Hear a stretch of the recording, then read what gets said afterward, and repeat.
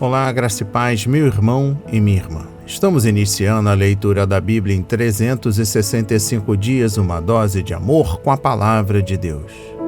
Hoje, no 78º dia, trago para leitura e comentários bíblicos os livros de Números, capítulo 7 e capítulo 8, livro de Salmos, capítulo 64, e o livro 1 de Coríntios, capítulo 1, versículos 1 a 17.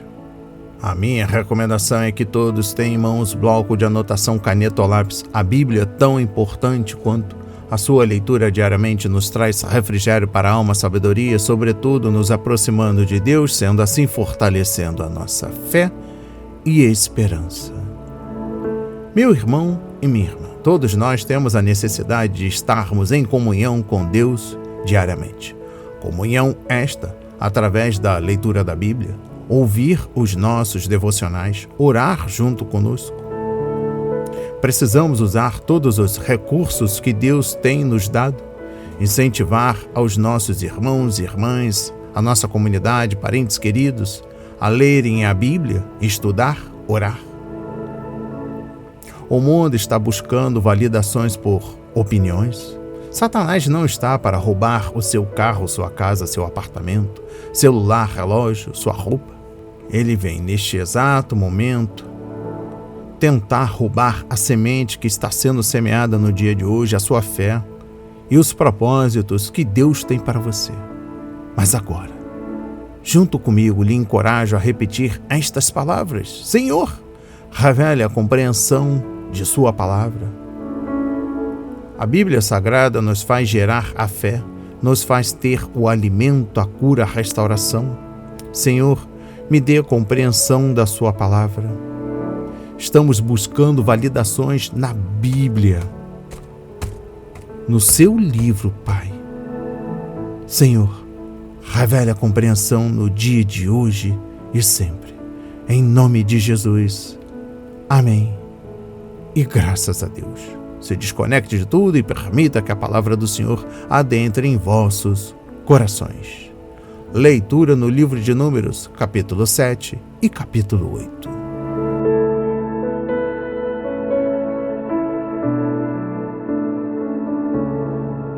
As ofertas dos chefes na dedicação do altar.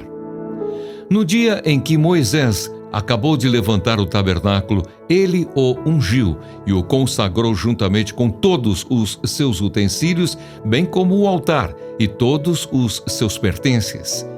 Então os chefes de Israel, os cabeças da casa de seus pais, os que foram chefes das tribos que haviam presidido o censo, ofereceram e trouxeram a sua oferta diante do Senhor: 6 carros cobertos e 12 bois. Cada 2 chefes ofereceram um carro e cada um deles um boi, e os apresentaram diante do tabernáculo. O Senhor disse a Moisés: receba as ofertas deles e serão destinadas ao serviço da tenda do encontro, e entregue essas ofertas aos levitas, a cada um segundo o seu serviço. Moisés recebeu os carros e os bois e os deu aos levitas. 2 carros e 4 bois deu aos filhos de Gerson, segundo o seu serviço. 4 carros e 8 bois deu aos filhos de Merari, segundo o seu serviço, sob a direção de Itamar, filho de Arão, o sacerdote. Mas aos filhos de Coate não deu nada, porque a cargo deles estava o santuário, que deviam levar nos ombros. Os chefes trouxeram as ofertas para a consagração do altar no dia em que foi ungido. Sim, apresentaram a sua oferta diante do altar. O Senhor disse a Moisés: cada chefe apresentará no seu dia a sua oferta para a dedicação do altar. No primeiro dia, quem apresentou a sua oferta foi Naasson, filho de Aminadab, pela tribo de Judá. A oferta dele foi um prato de prata, pesando 1,560 kg, uma bacia de prata, pesando 840 gramas, segundo o peso padrão do santuário. Ambos cheios da melhor farinha, amassada com azeite, para oferta de cereais. Um recipiente de 120 gramas de ouro, cheio de incenso, um novilho, um carneiro, um cordeiro de 1 ano para holocausto, um bode para oferta pelo pecado e para sacrifício pacífico, 2 bois, 5 carneiros, 5 bodes, 5 cordeiros de 1 ano. Esta foi a oferta de Naasson, filho de Aminadab. No segundo dia, quem apresentou a sua oferta foi Natanael, filho de Zuar, chefe de Issacar.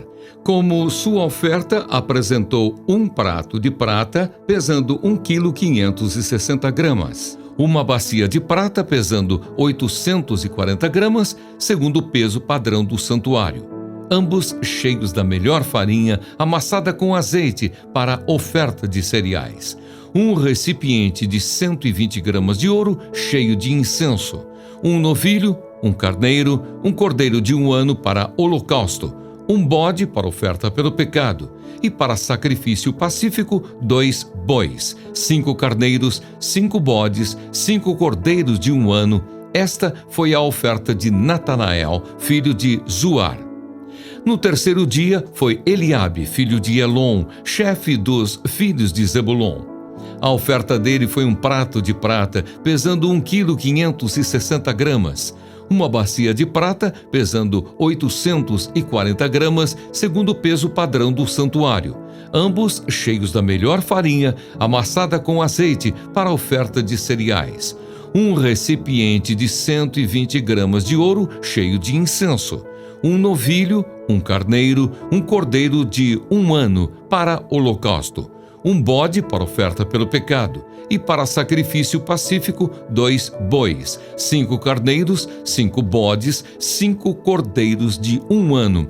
Esta foi a oferta de Eliabe, filho de Elon. No quarto dia foi Elisur, filho de Sedeur, chefe dos filhos de Ruben. A oferta dele foi um prato de prata, pesando 1,560 kg, uma bacia de prata, pesando 840 gramas, segundo o peso padrão do santuário, ambos cheios da melhor farinha, amassada com azeite para oferta de cereais. Um recipiente de 120 gramas de ouro, cheio de incenso. Um novilho, um carneiro, um cordeiro de 1 ano para holocausto. Um bode para oferta pelo pecado e para sacrifício pacífico, 2 bois, 5 carneiros, 5 bodes, 5 cordeiros de 1 ano. Esta foi a oferta de Elisur, filho de Sedeur. No quinto dia foi Selumiel, filho de Zurizadai, chefe dos filhos de Simeão. A oferta dele foi um prato de prata, pesando 1,560 kg, uma bacia de prata, pesando 840 gramas, segundo o peso padrão do santuário, ambos cheios da melhor farinha, amassada com azeite, para oferta de cereais. Um recipiente de 120 gramas de ouro, cheio de incenso. Um novilho, um carneiro, um cordeiro de 1 ano para holocausto, um bode para oferta pelo pecado e para sacrifício pacífico, 2 bois, 5 carneiros, 5 bodes, 5 cordeiros de 1 ano. Esta foi a oferta de Selumiel, filho de Zurizadai. No sexto dia, Eliasaf, filho de Deuel, chefe dos filhos de Gade. A oferta dele foi um prato de prata, pesando 1,560 kg. Uma bacia de prata, pesando 840 gramas, segundo o peso padrão do santuário, ambos cheios da melhor farinha, amassada com azeite, para oferta de cereais. Um recipiente de 120 gramas de ouro, cheio de incenso. Um novilho, um carneiro, um cordeiro de 1 ano para holocausto. Um bode para oferta pelo pecado e para sacrifício pacífico, 2 bois, 5 carneiros, 5 bodes, 5 cordeiros de 1 ano. Esta foi a oferta de Eliasaf, filho de Deuel. No sétimo dia foi Elisama, filho de Amiúde, chefe dos filhos de Efraim. A oferta dele foi um prato de prata, pesando 1,560 kg. Uma bacia de prata pesando 840 gramas, segundo o peso padrão do santuário, ambos cheios da melhor farinha, amassada com azeite, para oferta de cereais. Um recipiente de 120 gramas de ouro, cheio de incenso. Um novilho, um carneiro, um cordeiro de 1 ano para holocausto. um bode para oferta pelo pecado e para sacrifício pacífico, 2 bois, 5 carneiros, 5 bodes, 5 cordeiros de 1 ano. Esta foi a oferta de Elisama, filho de Amiúde. No 8º dia foi Gamaliel, filho de Pedazur, chefe dos filhos de Manassés. A oferta dele foi um prato de prata pesando 1,560 kg, uma bacia de prata pesando 840 gramas, segundo o peso padrão do santuário. Ambos cheios da melhor farinha, amassada com azeite, para oferta de cereais. Um recipiente de 120 gramas de ouro cheio de incenso. Um novilho, um carneiro, um cordeiro de 1 ano para holocausto. Um bode para oferta pelo pecado e para sacrifício pacífico, 2 bois, 5 carneiros, 5 bodes, 5 cordeiros de 1 ano. Esta foi a oferta de Gamaliel, filho de Pedazur. No 9º dia foi Abidã, filho de Gideone, chefe dos filhos de Benjamim. A oferta dele foi um prato de prata, pesando 1,560 kg. Uma bacia de prata, pesando 840 gramas, segundo o peso padrão do santuário. Ambos cheios da melhor farinha, amassada com azeite, para oferta de cereais. Um recipiente de 120 gramas de ouro, cheio de incenso. Um novilho, um carneiro, um cordeiro de 1 ano para holocausto. Um bode para oferta pelo pecado, e para sacrifício pacífico, 2 bois, 5 carneiros, 5 bodes, 5 cordeiros de 1 ano. Esta foi a oferta de Abidã, filho de Gideone. No 10º dia foi Aizer, filho de Amizadai, chefe dos filhos de Dan. A oferta dele foi um prato de prata pesando 1,560 kg, uma bacia de prata pesando 840 gramas, segundo o peso padrão do santuário. Ambos cheios da melhor farinha, amassada com azeite para oferta de cereais. Um recipiente de 120 gramas de ouro cheio de incenso. Um novilho, um carneiro, um cordeiro de 1 ano para holocausto. Um bode para oferta pelo pecado, e para sacrifício pacífico, 2 bois, 5 carneiros, 5 bodes, 5 cordeiros de 1 ano. Esta foi a oferta de Aizer, filho de Amizadai. No 11º dia foi Pagiel, filho de Ocrã, chefe dos filhos de Aser. A oferta dele foi um prato de prata pesando 1,560 kg, uma bacia de prata pesando 840 gramas, segundo o peso padrão do santuário. Ambos cheios da melhor farinha, amassada com azeite para oferta de cereais. Um recipiente de 120 gramas de ouro cheio de incenso. Um novilho, um carneiro, um cordeiro de 1 ano para holocausto. Um bode para oferta pelo pecado e para sacrifício pacífico, 2 bois, 5 carneiros, 5 bodes, 5 cordeiros de 1 ano. Esta foi a oferta de Pagiel, filho de Ocrã. No 12º dia foi Aira, filho de Enã, chefe dos filhos de Naphtali. A oferta dele foi um prato de prata pesando 1,560 kg. Uma bacia de prata pesando 840 gramas, segundo o peso padrão do santuário. Ambos cheios da melhor farinha, amassada com azeite para oferta de cereais. Um recipiente de 120 gramas de ouro cheio de incenso. Um novilho, um carneiro, um cordeiro de 1 ano para holocausto. Um bode para oferta pelo pecado, e para sacrifício pacífico, 2 bois, 5 carneiros, 5 bodes, 5 cordeiros de 1 ano. Esta foi a oferta de Aira, filho de Enã. Esta é a dádiva feita pelos chefes de Israel para a dedicação do altar, no dia em que foi ungido: 12 pratos de prata, 12 bacias de prata, 12 recipientes de ouro. Cada prato de prata de 1,560 kg e cada bacia de 840 gramas. Toda a prata dos utensílios foi de 28,8 kg, segundo o peso padrão do santuário. 12 recipientes de ouro cheios de incenso, cada um de 120 gramas, segundo o peso padrão do santuário. Todo o ouro dos recipientes foi de 1,440 kg. Todos os animais para o holocausto foram 12 novilhos, carneiros 12 cordeiros de 1 ano com a sua oferta de cereais e 12 bodes para a oferta pelo pecado. E todos os animais para o sacrifício pacífico foram 24 novilhos. Os carneiros, 60. Os bodes, 60. Os cordeiros de 1 ano, 60. Esta é a dádiva para a dedicação do altar depois que foi ungido.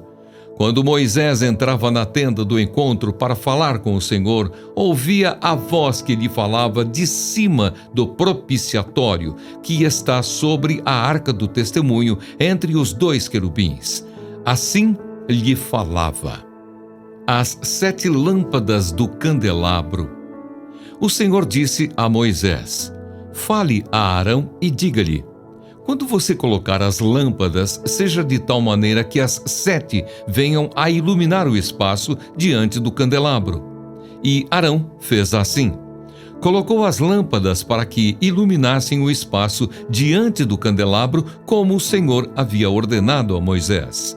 O candelabro era feito de ouro batido desde o seu pedestal até as suas flores, segundo o modelo que o Senhor havia mostrado a Moisés. Assim ele fez o candelabro. A purificação e a apresentação dos levitas.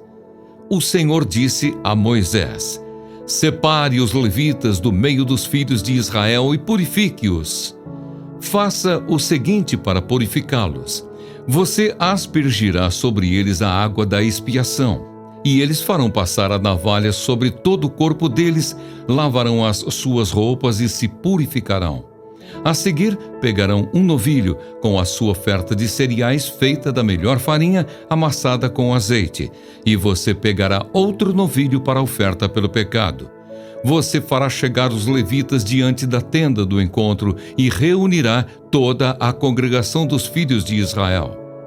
Quando, pois, fizerem chegar os levitas diante do Senhor, os filhos de Israel porão as mãos sobre eles. Arão apresentará os levitas como oferta movida diante do Senhor da parte dos filhos de Israel, e serão para o serviço do Senhor.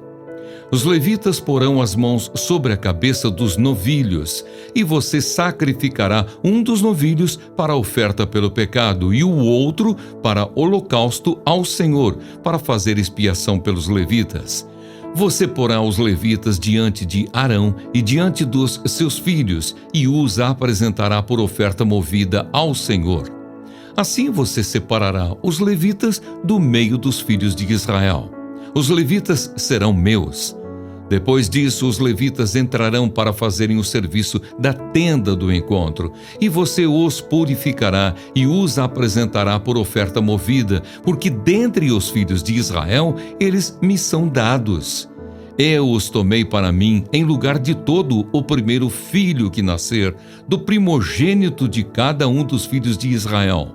Porque meu é todo primogênito entre os filhos de Israel, tanto de homens como de animais. No dia em que matei todos os primogênitos na terra do Egito, eu os consagrei para mim. Tomei os levitas em lugar de todos os primogênitos entre os filhos de Israel. E os levitas, dados a Arão e a seus filhos, dentre os filhos de Israel, entreguei-os para fazerem o serviço dos filhos de Israel na tenda do encontro e para fazerem expiação por eles, para que não haja praga entre o povo de Israel quando os filhos de Israel se aproximarem do santuário. E assim fizeram Moisés, Arão e toda a congregação dos filhos de Israel com os levitas. Segundo tudo o que o Senhor havia ordenado a Moisés a respeito dos levitas, assim lhes fizeram os filhos de Israel. Os levitas se purificaram e lavaram as suas roupas, e Arão os apresentou por oferta movida diante do Senhor, e fez expiação por eles, para purificá-los. Depois disso, chegaram os levitas para fazerem o seu serviço na tenda do encontro diante de Arão e dos seus filhos, como o Senhor havia ordenado a Moisés a respeito dos levitas, assim lhes fizeram. O Senhor disse ainda a Moisés: isto é o que diz respeito aos levitas, da idade de 25 anos para cima entrarão, para fazerem o seu serviço na tenda do encontro, mas a partir da idade de 50 anos deixarão de estar a serviço e não mais servirão. Porém, ajudarão os seus irmãos na tenda do encontro no que diz respeito ao cargo deles. Não terão mais serviço. Assim você fará com os levitas quanto aos seus deveres.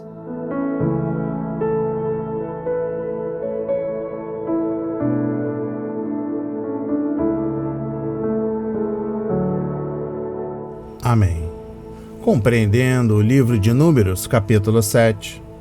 No primeiro dia do primeiro mês, no segundo ano depois que Israel foi libertado do Egito, o tabernáculo foi erigido e dedicado ao Senhor. Êxodo 40. Nesse dia, as 12 tribos começaram a trazer ofertas especiais ao Senhor, para serem usadas pelos sacerdotes e levitas no serviço do tabernáculo. O povo havia doado generosamente para a construção da tenda sagrada e agora estava construindo para o seu ministério e manutenção. Uma leitura superficial deste capítulo, o mais longo do Pentateuco, poderia dar a impressão de que ele é nada mais do que repetição, pois, por 12 dias seguidos, cada um dos líderes tribais trouxe presentes idênticos.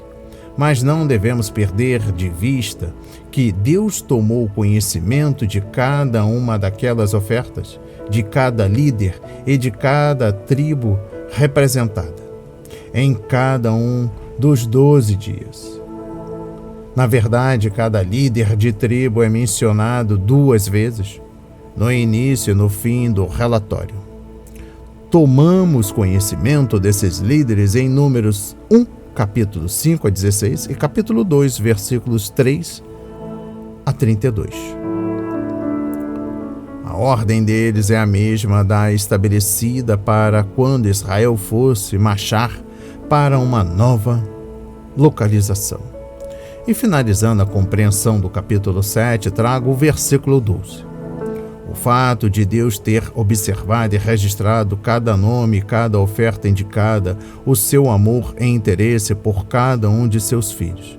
Ele conhece o nosso nome, João 10, versículo 3, e o tem gravado individualmente em seu registro celestial, Lucas 10, versículo 20 e Filipenses 4, versículo 3. Quando estivermos diante do Senhor, Ele nos verá individualmente, e cada um receberá de Deus a sua aprovação, conforme 1 Coríntios capítulo 4, versículo 5. E todo homem será recompensado de acordo com seu próprio trabalho, conforme 1 Coríntios capítulo 3, versículo 8. Ninguém será esquecido e nenhuma pessoa se perderá na multidão. Assim como o antigo Israel, Deus quer que seu povo hoje seja puro e separado, não se deixando corromper pelo mundo, conforme Tiago 1, versículo 27. Somos um povo abençoado pelo Senhor e com essa condição vem a obrigação de ser uma bênção para os outros. Deus quer que sejamos um povo generoso, apoiando a igreja local e ajudando a sua obra em todo o mundo, de acordo com sua direção. Compreendendo o livro de Números, capítulo 8, exposição bíblica dos versículos 1 a 14. Quando o tabernáculo foi dedicado ao Senhor, a sua glória o encheu, conforme Êxodo 40, versículos 34 a 35. E o seu fogo consumiu o sacrifício sobre o altar, conforme Levítico 9, versículos 23 e 24. Mas Deus não acendeu as 7 lâmpadas do candelabro de ouro no lugar santo. Isso era obrigação de Arão, o sumo sacerdote, pois ele e os seus filhos, assim como seus descendentes, teriam a solene responsabilidade de cuidar do candelabro, aparar os pavios, adicionar o óleo sagrado e certificar-se de que a luz estaria brilhando continuamente. Exposição bíblica dos versículos 5 a 26. Se Arão e seus filhos eram o clero oficial no acampamento, servindo ao altar e no tabernáculo, os levitas, por sua vez, eram os leigos dedicados, que auxiliavam os sacerdotes em seu ministério.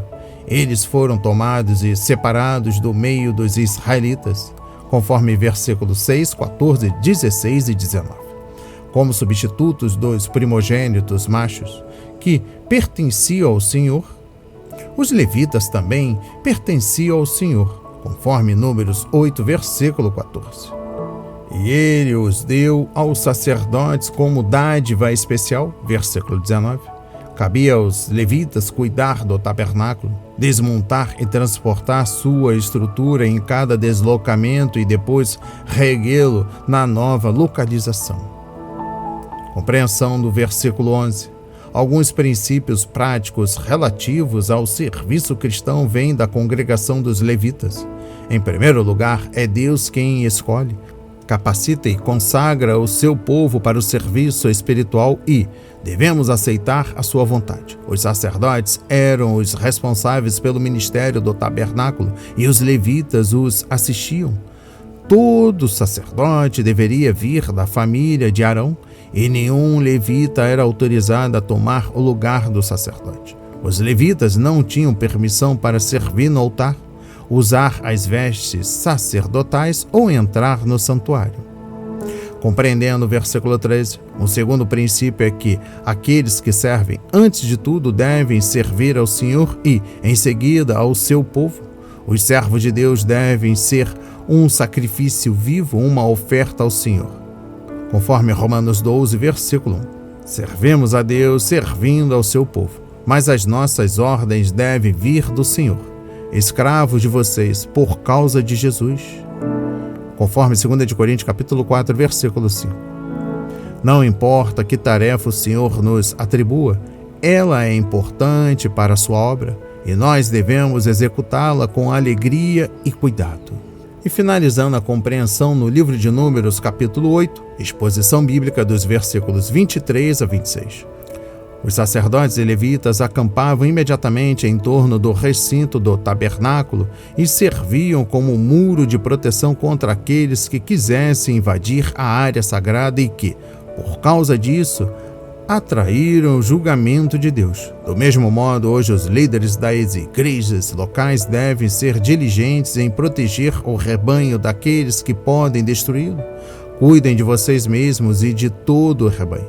Foi a admoestação de Paulo aos líderes da igreja em Éfeso, Atos 20, versículo 28.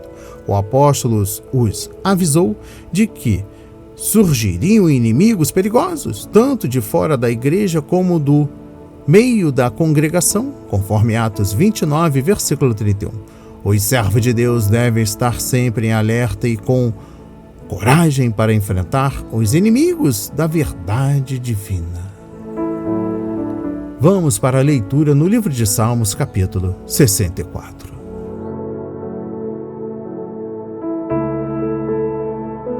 Pedido de proteção contra inimigos. Ao mestre de canto, Salmo de Davi. Ouve, ó Deus, a minha voz na minha queixa. Preserva a minha vida do terror do inimigo. Esconde-me da conspiração dos malfeitores e do tumulto dos que praticam a iniquidade. Eles afiam a língua como espada e apontam, quais flechas, palavras amargas, para as escondidas atingirem o íntegro. Contra ele disparam repentinamente e não temem. Teimam no mau propósito. Falam em secretamente armar ciladas e dizem: quem nos verá? Planejam iniquidades e dizem: o plano que fizemos é perfeito. Os pensamentos e o coração de cada um deles são um abismo. Mas Deus atira contra eles uma flecha. De repente, ficarão feridos. Assim serão levados a tropeçar. A própria língua se voltará contra eles. Todos os que os veem balançam a cabeça. Todas as pessoas temerão e anunciarão as obras de Deus e entenderão o que ele faz.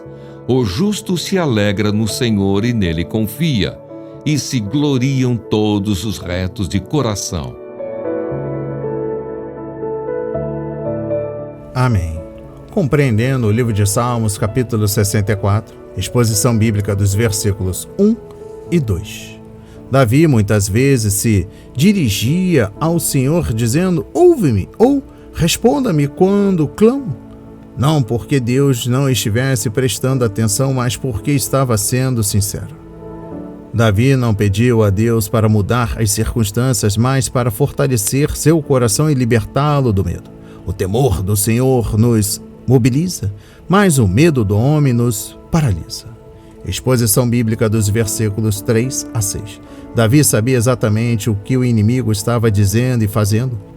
E nós precisamos conhecer a estratégia de Satanás quando ele nos ataca. Conforme 2 Coríntios capítulo 2, versículo 11. Como um leão ele vem para devorar. 1 Pedro capítulo 5, versículo 8. E ele é enganador como a serpente. 2 Coríntios capítulo 11, versículos 1 a 4. E uma das suas principais armas é a acusação. Apocalipse 12, versículo 10. Davi comparou a língua de seus inimigos com espada e as suas palavras com flechas envenenadas. Compreendendo o versículo 6, Davi sabia que o coração humano é profano e que sempre temos novos perigos para evitar. Por isso ele constantemente buscava a sabedoria do Senhor quando tomava decisões. Tiago 1, versículo 5 é uma grande promessa a ser declarada. Exposição bíblica dos versículos 7 a 8. Ao depender do Senhor e obedecer às suas instruções, Davi estava convencido de que Deus derrotaria seus inimigos.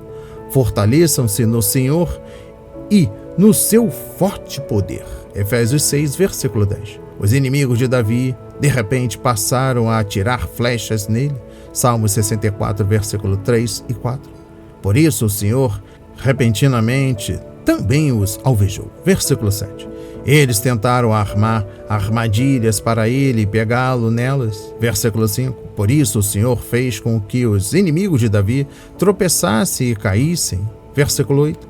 Deus usaria a língua deles, semelhante à espada, para combatê-los, e eles acabariam envergonhados e na desgraça. Versículo 8. As mesmas armas que o inimigo usa contra nós, o Senhor emprega para derrotá-los. E eu finalizo a compreensão no livro de Salmos, capítulo 64, com a exposição bíblica dos versículos 9 e 10. Enquanto a nação assistia à derrota dos inimigos de Davi e sua exaltação como rei, tudo rendia grande glória ao Senhor. Algumas pessoas se levantaram e abanaram a cabeça em sinal de descrença. Versículo 8a. O povo louvou ao Senhor pelo que ele havia feito e durante a adoração meditou no caráter e nos propósitos de Deus.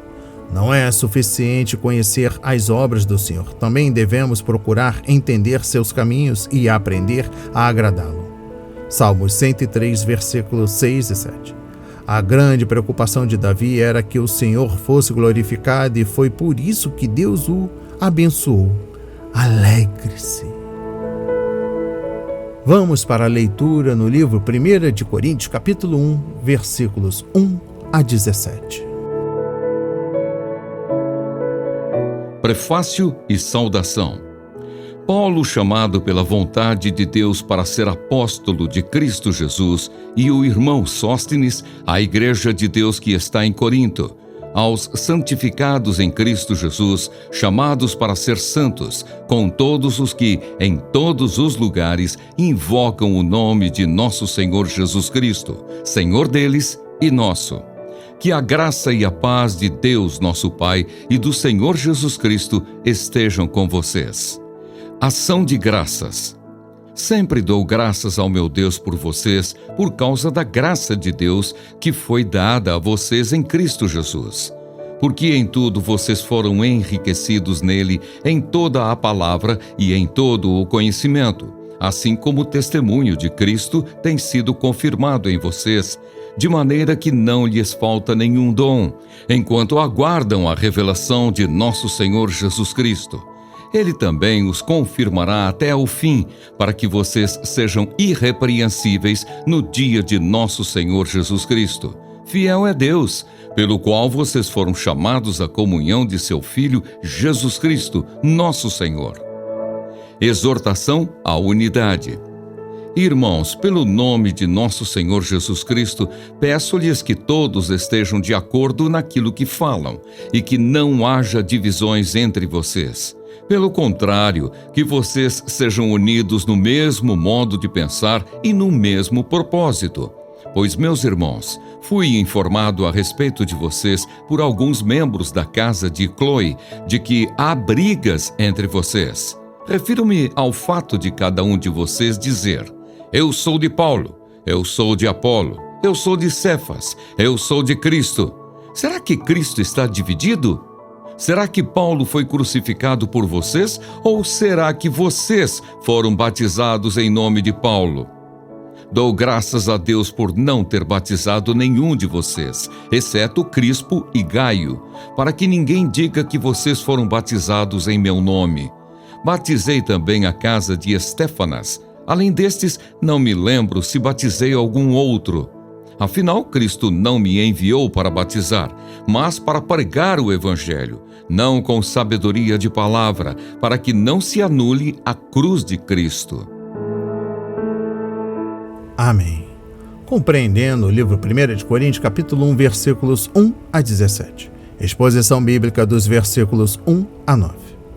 Paulo, primeiro, atacou os efeitos sérios da corrupção na igreja, mas não disse nada sobre o problema em si. Pelo contrário, ele teve uma atitude positiva e fez os cristãos se lembrarem de sua posição elevada e santa em Jesus Cristo. Esta passagem descreve a igreja que Deus vê.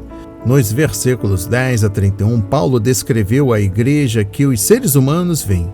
O que somos em Jesus Cristo em termos de posição deveria ser o que praticamos na vida diária, mas muitas vezes nós falhamos. Exposição bíblica dos versículos 1 a 3. A palavra igreja na língua grega significa um povo chamado. Cada igreja tem 2 endereços, uma localização geográfica em Corinto e uma situação espiritual em Cristo Jesus. A igreja é composta de santos, ou seja, pessoas que foram santificadas ou separadas por Deus. Santo não é aquela pessoa morta, que é honrada por devotos devido à vida piedosa que tiveram. Não. Paulo escreveu aos santos vivos, pessoas que, por meio da fé em Jesus Cristo, foram separadas para deleite e uso de Deus.